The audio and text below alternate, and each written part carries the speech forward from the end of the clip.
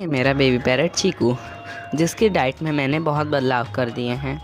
अभी मैंने इसे ये सब देना शुरू किया है। सबसे पहले इसे थोड़ी सीड्स में दे देता हूँ ताकि इसकी डाइट थोड़ी बनी रहे। और अगर आपके पास बेबी पैरट है तो आप ध्यान रखिएगा कि उसे सीड कम ही दे, क्योंकि ज़्यादा सीड देने से उसके हार्ट को प्रॉब्लम हो सकती है। और सेकंड चीज़ ये है, ये मैं मार्केट से लाया हूँ। इसमें बहुत सारे अच्छी चीज़ें हैं, जैसे कि बादाम हो गया, ये चने वगैरह हो गए, और ये सब आप इसे दे सकते हैं। अभी ये वही खा रहा है, और यहाँ पर मैंने उसे ये दिया है, ये वाली चीज़, और यहाँ पर मैंने उसे सीड्स दिए हैं ताकि ये अच्छे से खा पी सके। और देखिए नाव ये कैसा हो गया है। जब मैंने अपनी फर्स्ट वीडियो डाली थी तो ये बहुत छोटा था, अब ये बहुत बड़ा हो गया है और ये 4 महीने का हो गया है। और जब मेरे पास आया था तो ये सिर्फ 1 महीने का ही था।